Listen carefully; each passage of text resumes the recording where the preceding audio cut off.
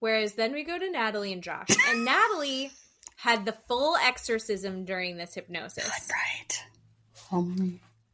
Although her apology wasn't, a time that I've heard Josh wasn't super juicy. I was gearing up. I was like, there's going to be something wild. Like, there's that time that I burned all his clothes. Or there's that time that I slit all of his tires and keyed his car.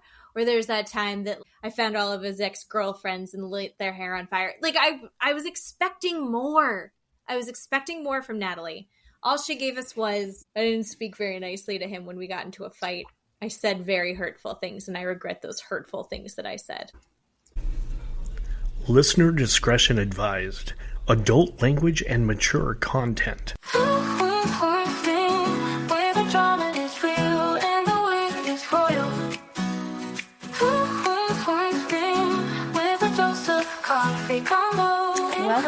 Welcome everybody to Two Queens, One Screen. I am Keeley.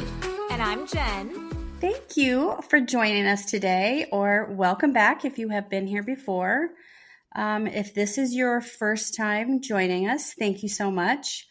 We are, well, let's see, how would we describe ourselves? We are the girl at the bar that you would take home, maybe sleep with, wake up next to, and then go, oh, I don't know what I've done there in the daylight, right? Maybe? I mean, I don't care as long as I get Eggs Benedict right after. I don't know. We look good in the dark, drunk. How's that? Yeah. No, Matt, thank God, my husband, he has gotten to the age that his LASIK is now failing him again. And I swear to God, he's never been more attracted to me. 100%. Now that his eyes don't work again. So speaking of eyes, I recently had an eye doctor appointment. You're going to love this. So I wear contacts. I have terrible vision. I didn't know that. Yes. And my eye doctor retired and sold his business to a younger eye doctor, which is fine, same building and everything. And he changed up my contacts. So one eye sees near and the other eye sees far. And it's really weird. So they're not the same.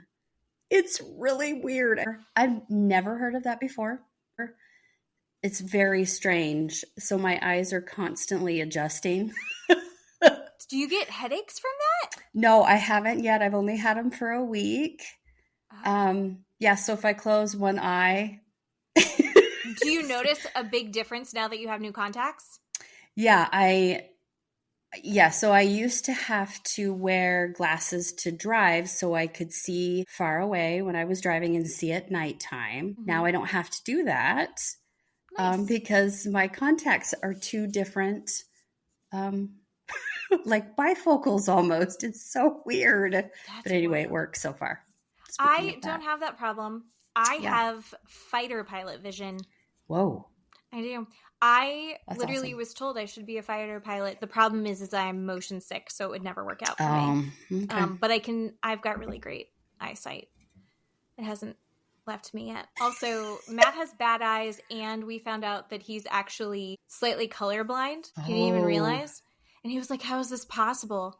I aced color theory in college. And I was like, well, it's color theory, not what you can actually see. So you don't know what you're talking about. And it's true. Like he's like, oh, yeah, it's purple. I'm like, no, it's not. It's not even close. It happens pretty often. I love that. That's fun. That's fun. So, speaking of true colors of things, we are currently obsessed with Traitors. We are. And season 3 right now is the only season I've watched. Keeley's gone back and watched the previous season. But my favorite thing about this show is my least favorite thing in my favorite show, and that is Tom Sandoval. Yes. Everybody's favorite dum-dum. He's such an idiot. And he's not even – my favorite term is calling someone a dum-dum lollipop. But that's when they're dumb but they're sweet on the inside. He's not. He's not. Absolutely He's a dumb piece of shit. He's a bad person.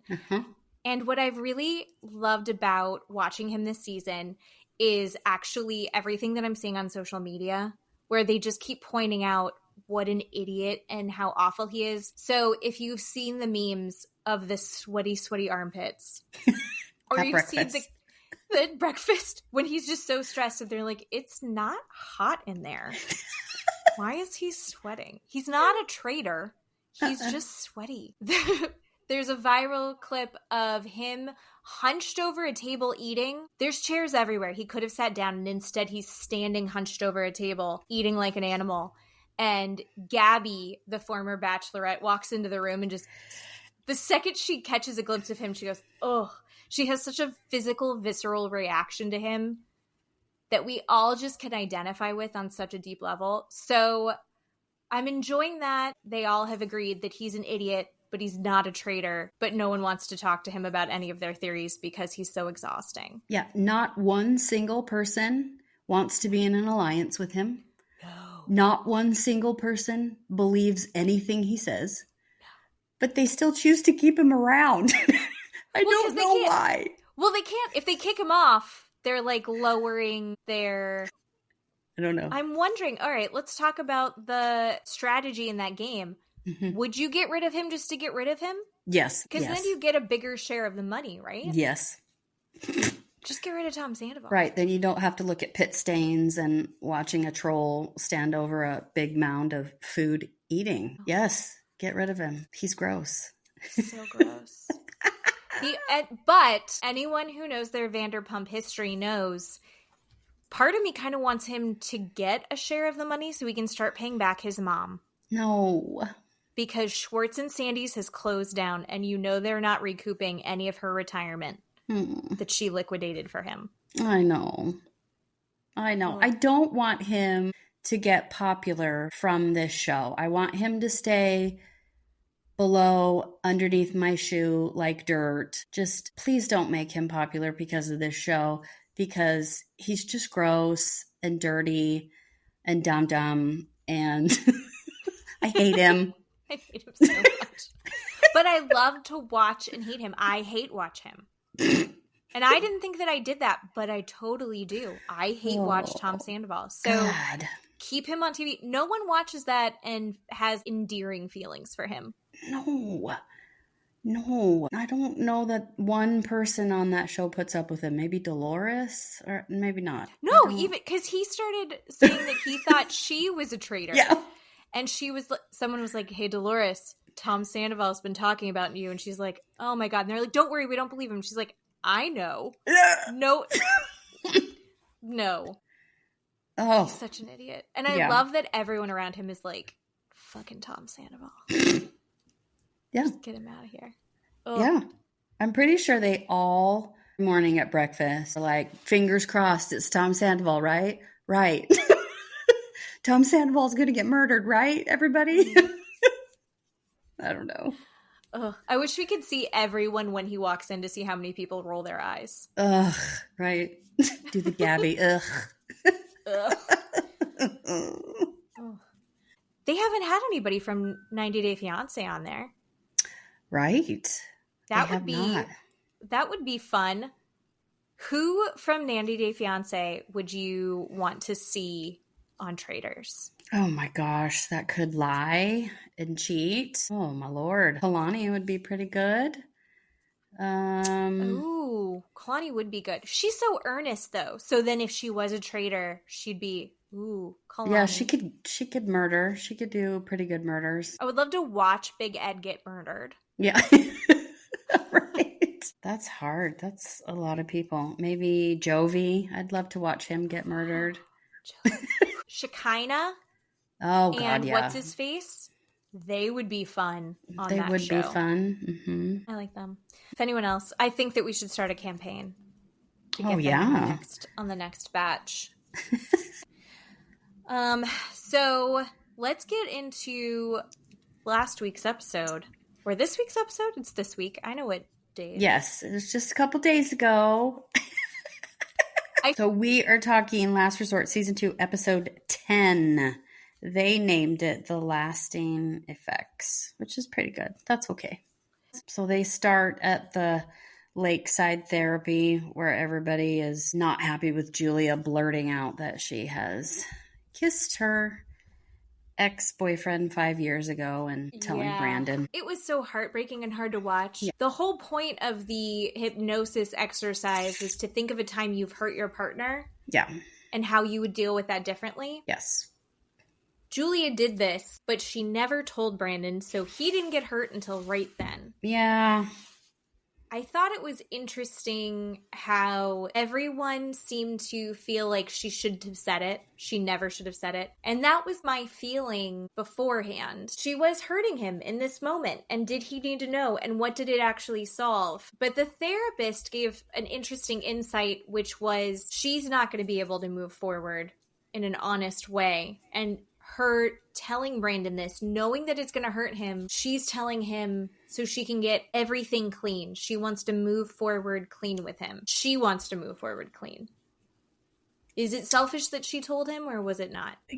No, I think either way, Brandon was going to be mad. If Brandon found out in the future that Julia didn't tell him, he's going to be mad.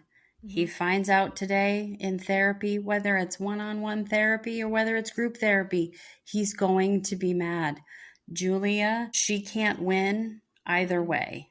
No. So why don't you just tell him? That's what I think. Yeah. I think it's probably in the long run, if they can work through this, I think that that's good. We also have to bring into perspective, this happened 5 years ago. They were engaged and they had applied for the K-1 visa, but Rob, I hate to give credit to Rob, but Rob gave the perspective of, we applied, there's really no promise that it's going to go through. So part of you still feels like a free agent in that moment. Maybe that's where her head was. That's how she explained it. Yeah. I mean, Julia even kept saying, look, it was hurting me, and that's okay. And people did use that against her, and that's okay too. But the therapist was trying to correct her and say, this isn't about you. This is about how Brandon feels. And to Brandon's credit, this is the first time he's heard it, right? She has known it for 5 years. She has time to sit with it. She has had time to think about it, reflect it. He has not. That's not fair for her to think, I'm going to tell you, and you're supposed to feel and think the same thing I do because I've had it for 5 years and you've had it for 5 minutes. So if that's what she was thinking, that's not fair. But you got to give him a minute to be with it. Which she does. The rest of the night, he pitches his own tent and he takes space the rest of the night, and she gives him that space. She's trying to be respectful of it. But the other things that came out during the hypnosis that I thought were pretty interesting. Ari and Binny's started out with Ari saying, I speak poorly to him. I purposely hurt him with my words. And I purposely speak to others about him, putting him in a bad light. And Ari, to her credit, gets the point of the exercise. Yeah. And she goes, I don't have to do that again. I wish that I hadn't done that. I wish I hadn't said it. I wish I hadn't thrown that in his face. I don't have to do it again. And the therapist is like, okay, good. You get it. You're great. Awesome. Binny says that he regrets hurting her by continuing to talk to another woman at the beginning of their relationship. When Ari was pregnant, and that he should have stopped talking to the other girl, but he felt like he was trying to help her because she was also hurt. But in talking to her, trying to help that woman's hurt, he hurt Ari more. Yeah. And that's a fairly consistent version of what he's been telling. Ari called him on it immediately. That's not quite how that happened, was it? Yeah. And he's like, well, I'm just saying I'm sorry, because I know that hurt you, so I'm sorry that And she's like, but let's talk about what you're saying sorry for. And I thought that was so valid. There is nothing more infuriating to me than when someone is apologizing, but they're apologizing just to get it over with. Yeah. I was so fully on Ari's side in that moment in a way that I have not been on her side in this show before. When she's like, just tell me what you're saying sorry for. And he's like, oh, because you're being a detective and you need the timeline. And she goes, no, I just want to know, let's be honest, tell the truth about what you're apologizing for so I can feel like it's real. And he goes, just accept I'm sorry. She said in the interview that he's apologizing, but it's such a way that he's really just protecting himself, so it doesn't mean anything. Yeah. And I think that's super fair. What did you feel like when you were watching him go through that? I completely agree with everything you just said, and I'm super shocked that you just said that because you don't typically care for what Ari says or how she acts, and I am usually trying to be on her side and I know you're rubbing off on me. What she says. What I was taking from what Ari was saying is she was trying to get some sort of timeline. She was like, who are you talking about? And where was it? And from what you were saying, that's not how it went. That's not the right person. And also, I feel like Ari was just trying to be heard. Anytime Ari is talking either with Benny alone or with Benny in therapy in front of the group, Ari wants to be heard and feels like people don't hear her and or don't believe what she says. That's why she's constantly almost coming across aggressive, because he constantly shuts her down and says those things to her like, oh, look at her, she's just being a detective, and completely gaslights her or dismisses her or calls her a name or flips her off and says fuck off and leaves. It treats her terribly. And so then this is what she does. She wants to be heard. And what upsets me is this therapist. I don't like her. Earlier, I texted you today about something. Mm-hmm. And I think you know where I'm going with this. I do. This therapist, in my opinion, went with all the men, with all the husbands. The therapist shut down every single one of these women. She shut down Ari. She did not stick up for Natalie. She did not stick up for Jasmine. It was disgusting and it made me sick. And even in between the sheets, when she's watching the clip, I'll just skip to the end when she's watching the clip at the end with Sophie and Rob. She attacked Sophie. She didn't attack Rob. She didn't stand up for Sophie. She was completely on all the husband's side, and I don't like her. Except for Gino. She did... At the moment, when it actually counts, she let Gino get away, and we'll get into that in a minute. Yeah. But she does go after Gino in a very real way in between the sheets. Yeah. Which is fucking useless. Yeah. In the moment, these therapists are not calling out these behaviors. It's so frustrating. Yeah. But then they'll talk about it after, and you're like, why didn't you say that in the moment? Maybe because they're all technically their patients, and so they can sense when they're going to be receptive to a message or not. Maybe that's what I keep trying to I'm a therapist apologist. Yeah. Katie Maloney, I think, came up with that phrase. Yeah. And how Lisa Vanderpump lets Tom Sandoval and Tom Schwartz get away with everything. Yes. And in this episode, I was shocked by how much she let these men get away with. So men that got away with some crazy shit at hypnosis. Do you want to do Gino and Jasmine? Yeah, sure. Okay. We have to preface this with, there are so many layers to what happened between Gino and Jasmine for Jasmine's apology. Jasmine apologizes for their first Christmas, the first Christmas married that she is in the United States. She said, I was very stressed out. I wasn't in my country. I wasn't with my family. I felt very alone. Gino and I had gotten into a fight that she insinuates that she started that may have been petty, and they spent the Christmas separate. Mm-hmm. She explains that she went to a cheap hotel and stayed by herself. Mm-hmm.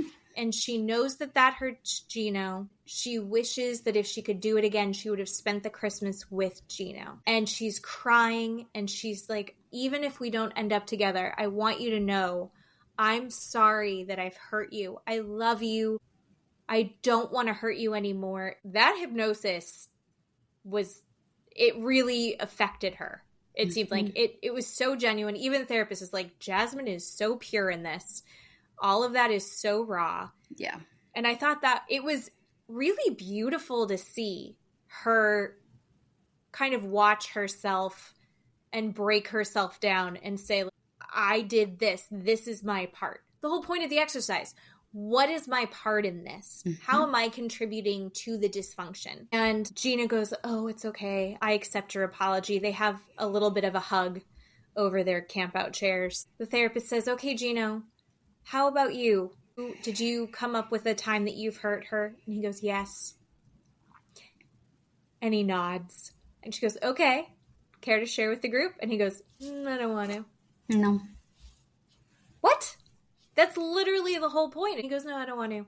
Mm. And everybody is like, Gino, come on. And I was so proud of Florian. I know. Because Florian was the one that's trying to encourage him to do it and to participate. Mm-hmm. And he says, you're just hurting yourself by not sharing this. You're hurting yourself just as much. Yeah. And everyone kind of pushes him. And eventually Gina goes, okay, well, sometimes when she and I fight, I'll tell her just to go back to Panama. What had just moments before been this very apologetic, emotionally open Jasmine goes, you just see her give him the side eye. Yeah. She's like squinting at him. She's tilting her head. She's leaning back. Not a single person there believed him for a second. They were like, okay, but really? What do you... And he's like, no, I'm sorry that I said that. I would also like him to apologize for his lack of eyebrows. It was just such a shitty thing. So you sent me, we've been chatting on our phones all day. You sent me a really interesting article. Do you want to sum it up? Well, it was a video that I came across because in between the sheets, Jasmine watched the clip sitting on the couch with Brandon, and that never happened.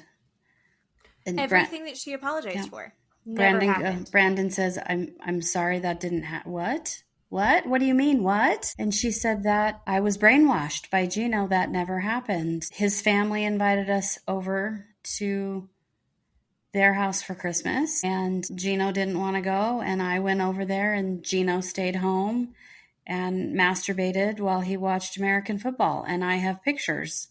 And she showed pictures on her iPhone to Brandon that had date stamped. Just to clarify, not of what Gino was doing, of her with his correct. Family. Yes. Fun holiday pictures, not gross football porn.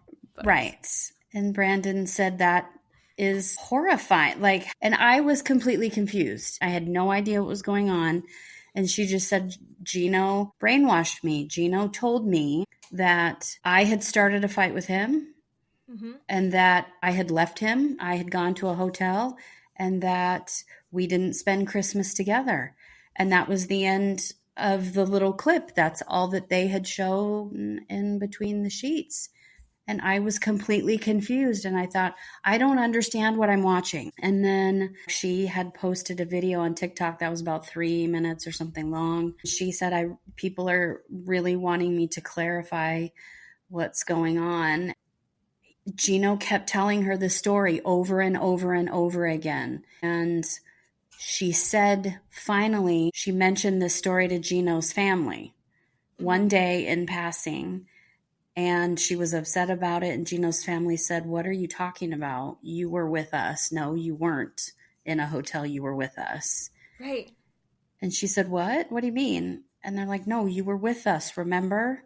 You were with us. We took pictures. There's pictures on your phone. Look at your phone. And so I sent that video over to you. And so she just explained this long story about him doing that to her. Not at that moment and not in that context, but later in between the sheets, the therapist is explaining that hypnosis functions through repetition and a heightened emotional state. So by repeating this over and over and over again and pushing that narrative through again and again, it did warp Jasmine's memory of this. I did appreciate that the therapist was like, none of us really know who Gino really is. The fact that this has happened and the fact that he isn't open about anything and he's clearly lying. He's not even pretending to hide that he's lying. It's offensive. She said, none of us know who Gino is really and what is he hiding. This isn't normal. There's something really sinister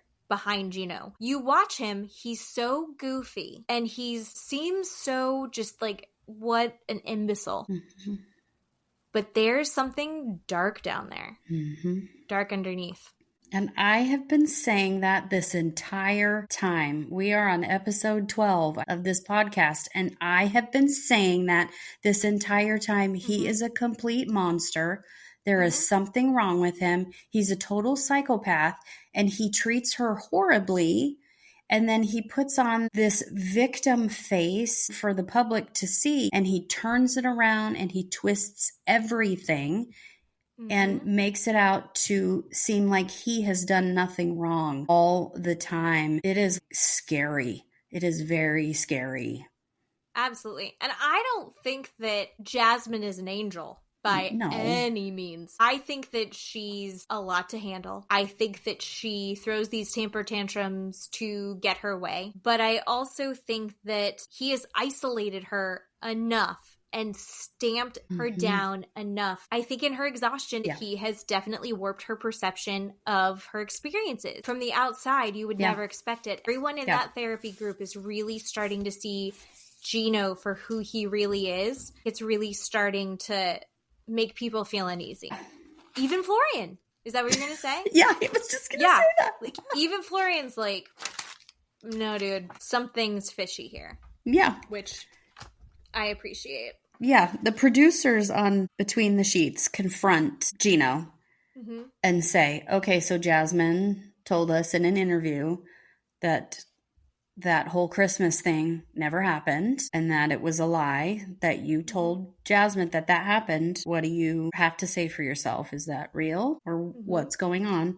And he said, no, that actually did happen, and Jasmine is a liar. And if she ended up over at my family's house, she may have ended up at my cousin's house. So now he's backpedaling to not look like a liar. And he said, well, she may have ended up at my cousin's house, which I would have had no idea about.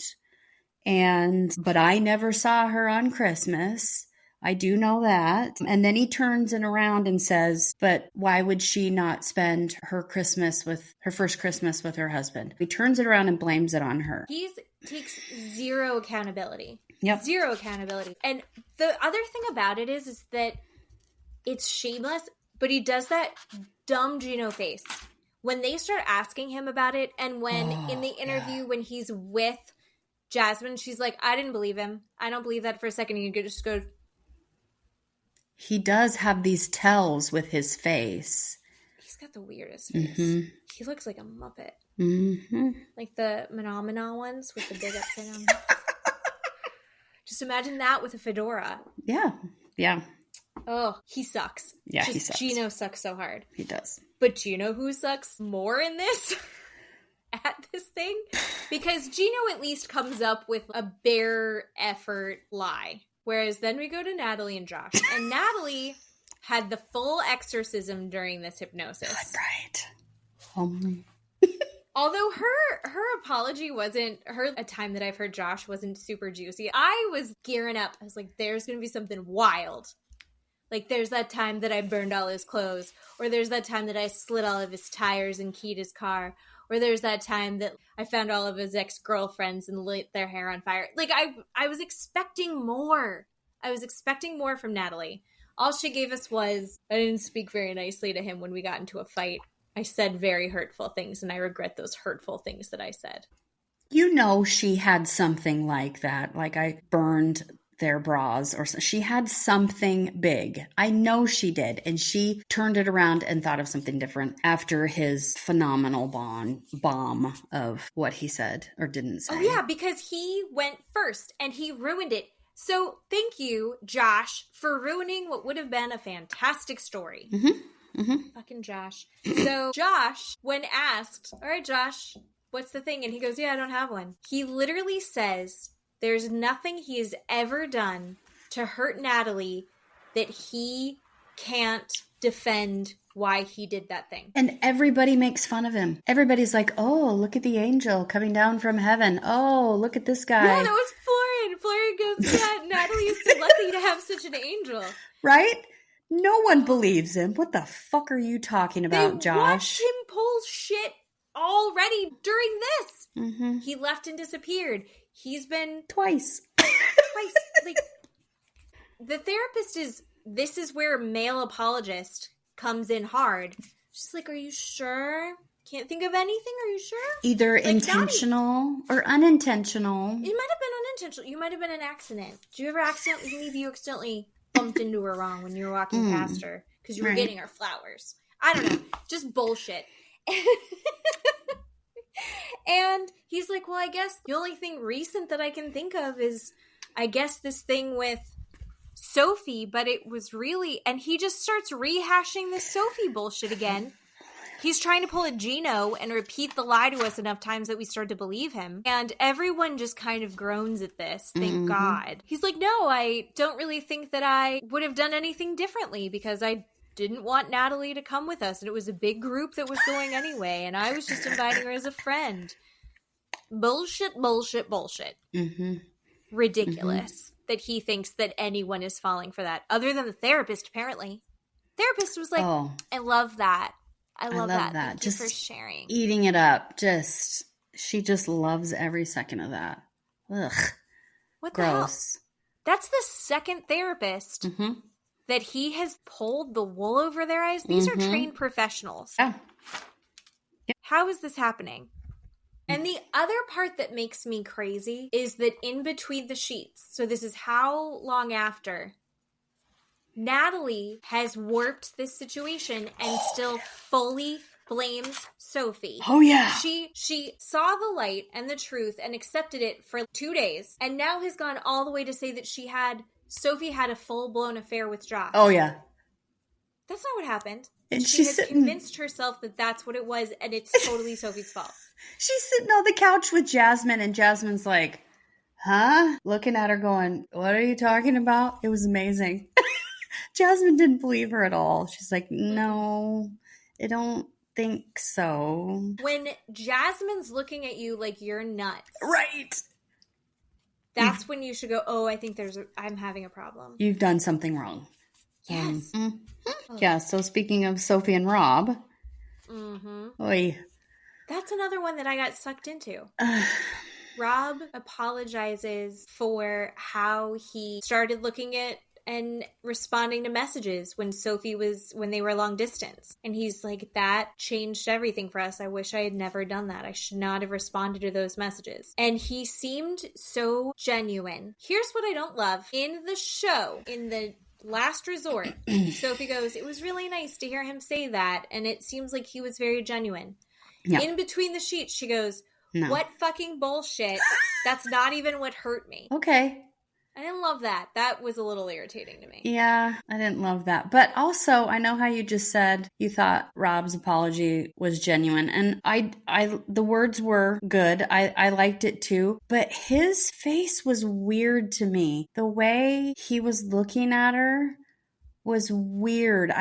Maybe I'm just a bitch. But the way he was looking at her was kind of over the top and weird. I wrote soap opera. Kinda, yeah. So you said that you watched the show twice. I did. So I watched the show twice. I watched it once through with Matt, just as like fun. Yeah.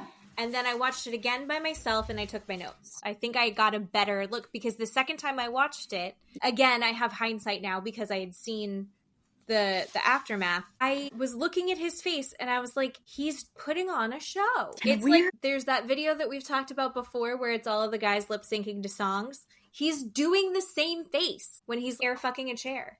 Yes. It's like, I feel really bad. I feel so bad. Yeah. I really hurt you. It changed everything for us, babe. Yeah. Fucking Rob.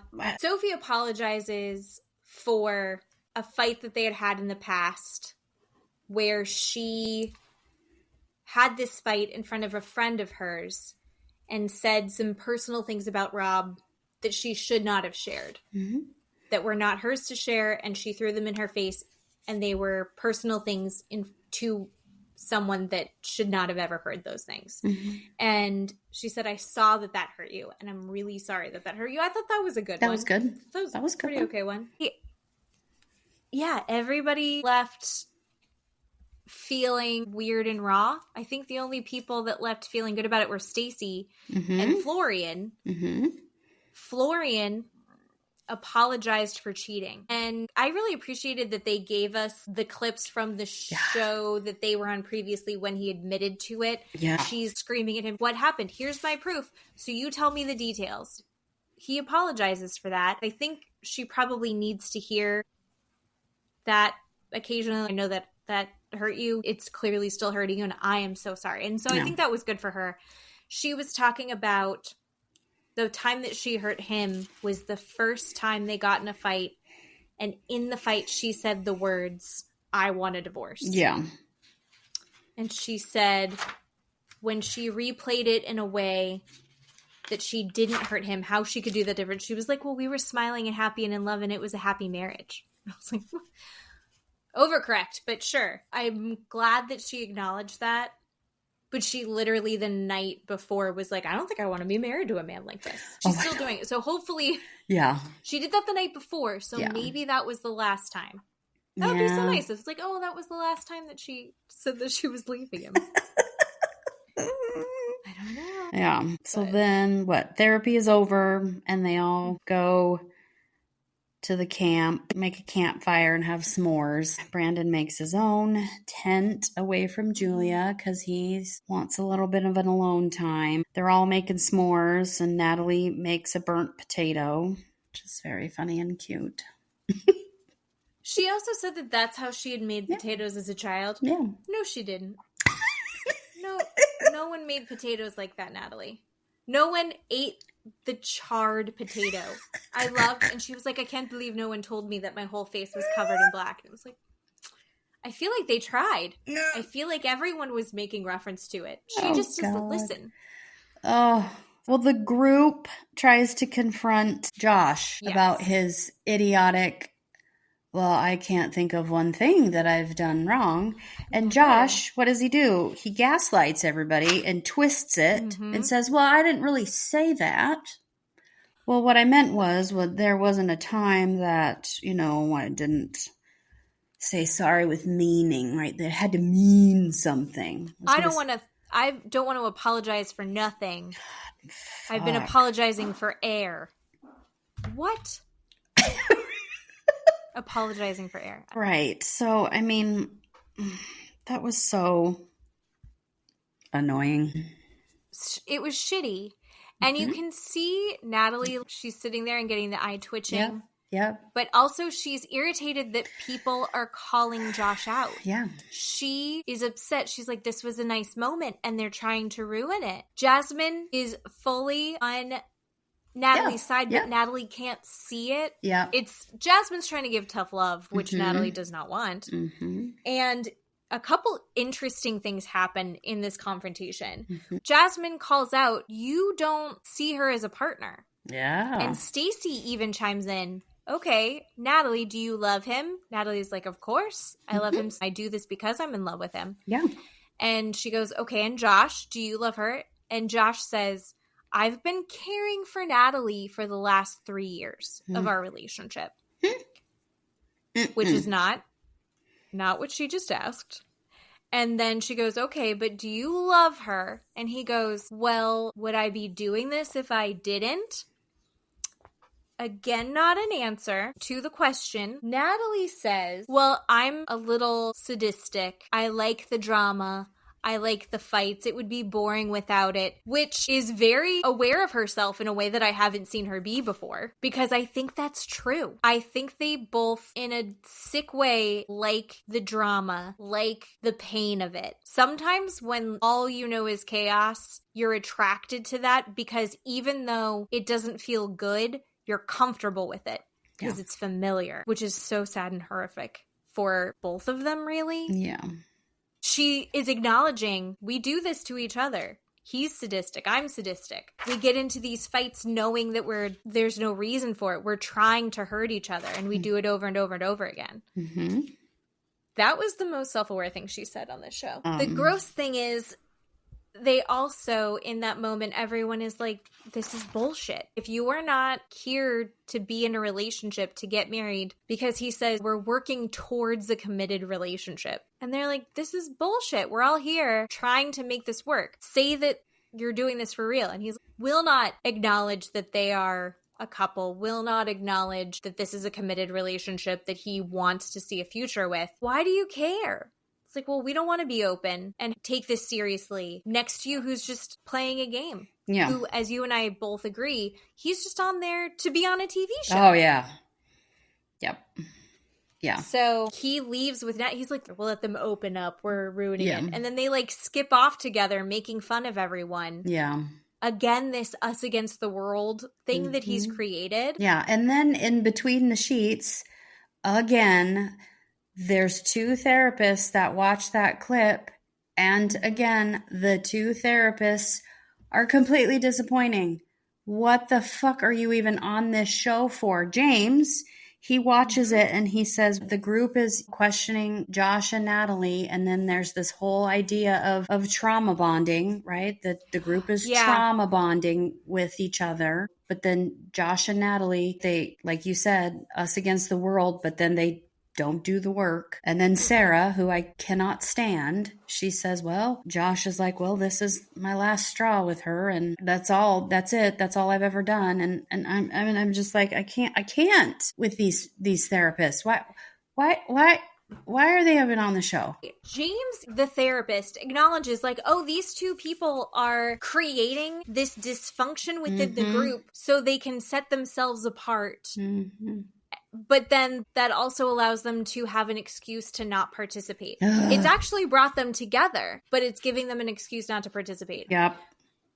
Somebody needs to be babysitting these adults and giving them actual therapy. You and I, our job is to, after the fact, give our analysis of it. Those therapists should be there in real time. 100%. That's what this show is. Therapy. Right. Nobody's doing it. At least pretend. God, right? At least pretend. My Lord. Oh.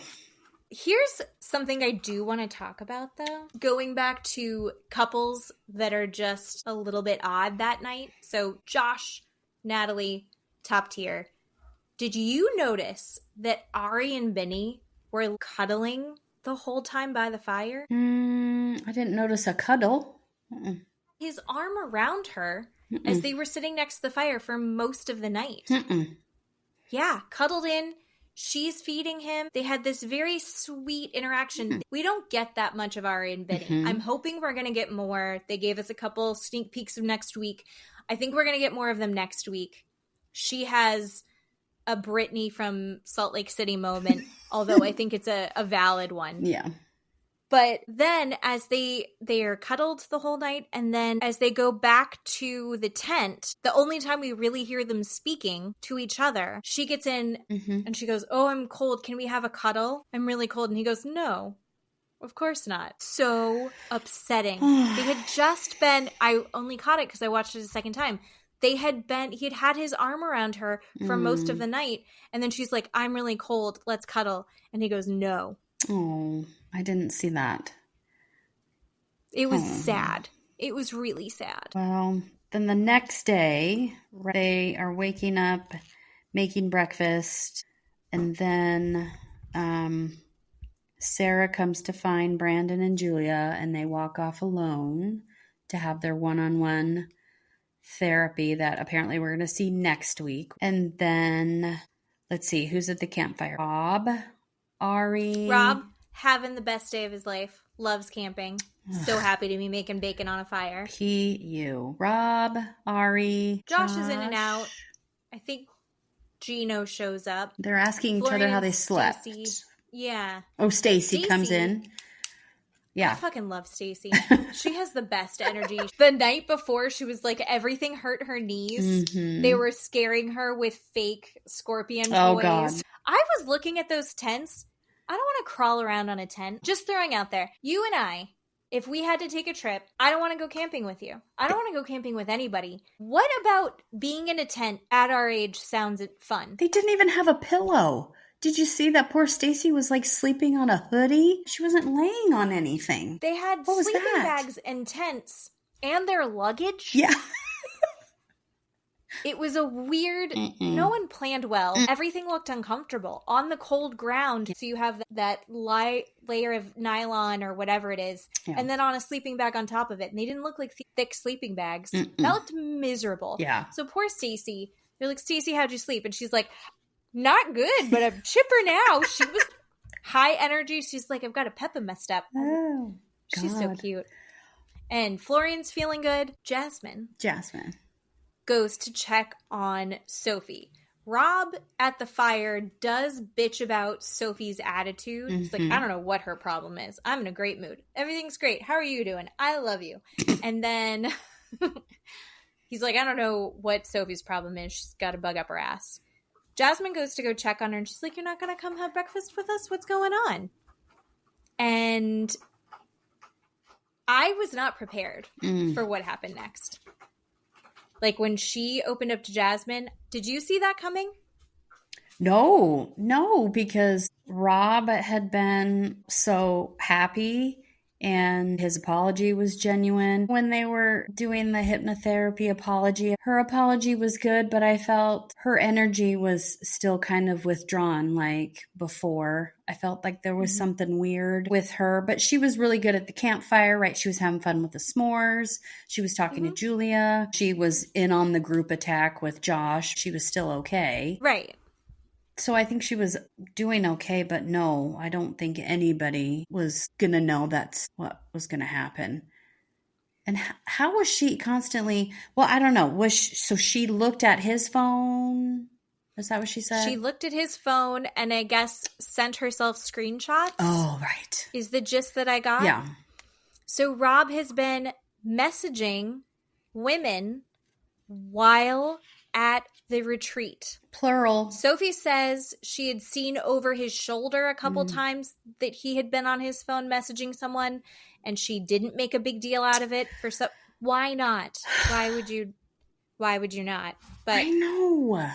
And but I guess they haven't been living together. That's true. In between the sheets, she says, why can't you just stop for a little bit while we're doing this? At least while we're there, yeah. Why would she say that sentence? It was weird. But I guess there were multiple women. Yeah. Multiple messages. Jasmine reads one of them and says, looking for people down to be adventurous, let's explore, which is cheesy as fuck. Yeah. Gross.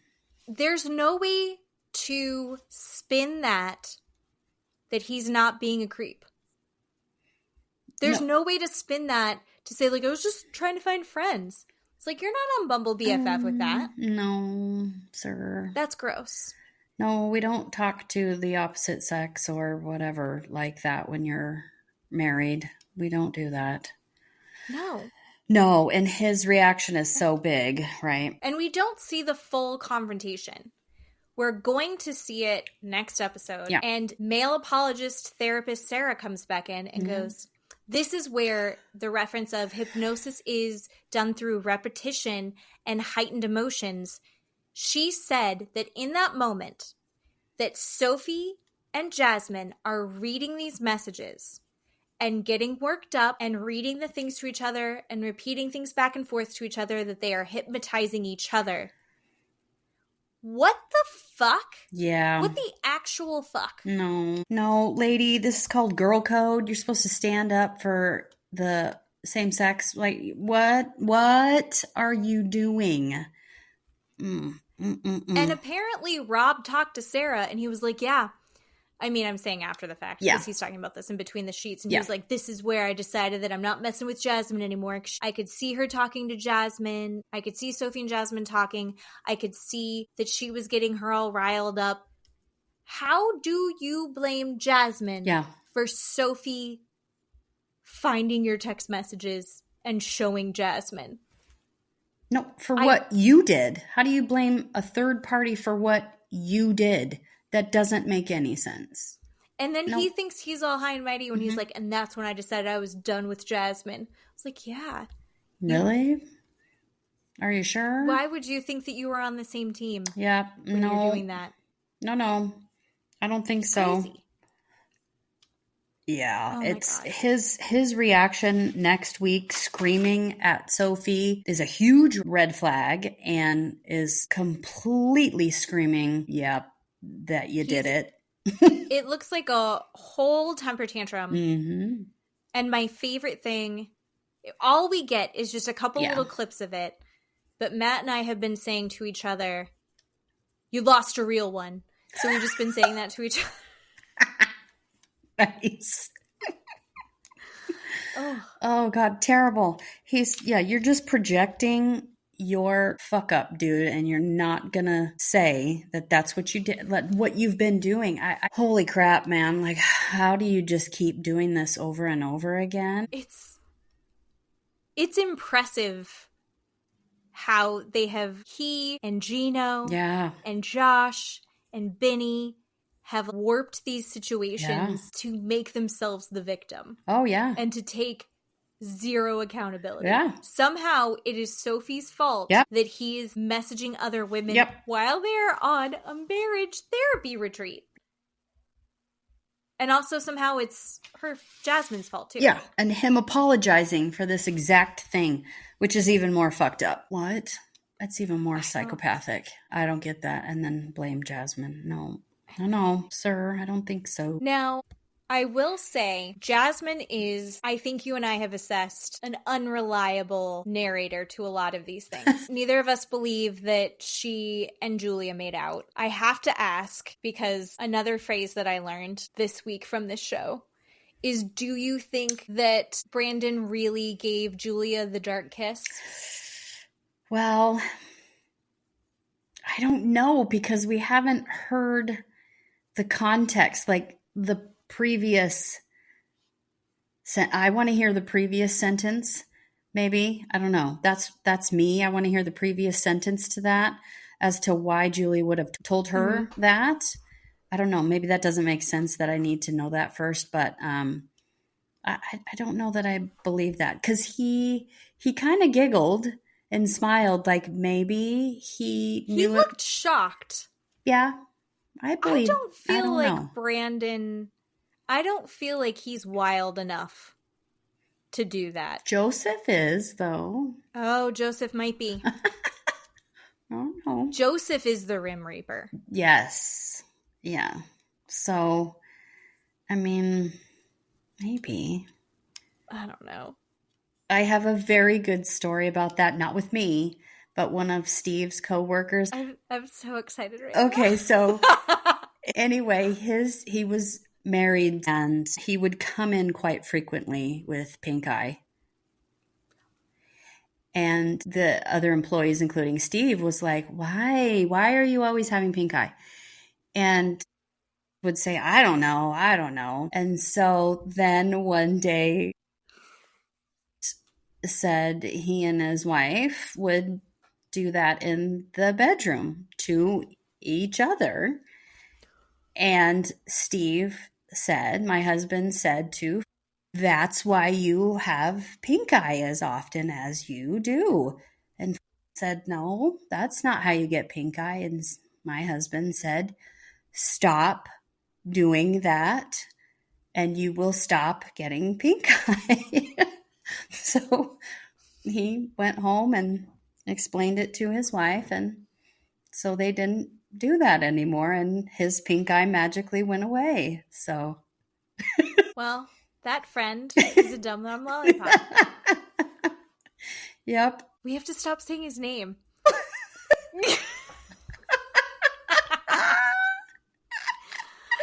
When I don't know if this is gonna make it on. You choose, and I am fine with that. But one of our listeners, Major Mike, will love hearing this story if he doesn't already know it. I mean, let's be honest. He probably already knows it. Speaking of my dad. Yes. Interesting point from last week's episode. You and I were talking about hypnosis. Mm-hmm. Did you know that Dad has been hypnotized? I don't believe Dad, so. who I thought would be a skeptic, Dad was hypnotized when he was younger. He went to a show where there was a hypnotist, who brought Dad on and a bunch of other people on stage and hypnotized everyone. And at one point in the show, my dad, without any control over himself, stood up and pointed and screamed, "You're a fraud!" And the whole audience starts laughing because the hypnotist had said, "And now when I say this phrase, you're going to do this." My dad has no memory of it or why it happened. But it's worth ask Steve about it because my other uncle did weird stuff too. That I don't know if I should share. But it's funny. That's amazing. Yeah. So good times. Good stuff. I want to be hypnotized now. Not in like a therapeutic way. I want to do it only in a fun way, which is why I'm going to have a magician at my birthday next month. Oh, okay. I'm very excited. All right. Well, what else we got? I think that's pretty much the end. I think the other funny thing that happened in this episode that I don't know how to loop it in, segue it smoothly, is there are a couple expressions that get brought up that typically, might not have crossover. So at one point, Sophie said that Josh thinks his shit doesn't stink. Oh, yeah. And that delighted Julia. Julia's like, "I've never heard this before. That's such a good saying. Oh, I love it."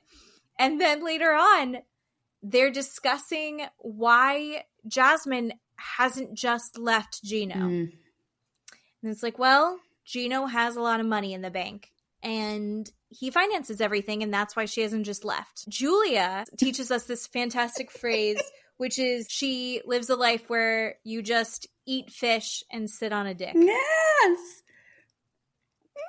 Which I think is delightful. The producers didn't believe her that was a real saying. And she said, "No, but I love that it is." Yeah. Oh, fantastic. So thank you for this week. We're going to have a hard time, I think, picking a title because we have too many options. God, yes. Oh, yeah. Right. Well, we have a lot to look forward to next week. Ari having a meltdown. Mm-hmm. Rob having a meltdown. Natalie has a meltdown. Natalie having a meltdown. Mm-hmm. Sophie and Rob, yep. It's going to be good. Okay. Until next time. Thanks, everybody. Bye. Bye-bye.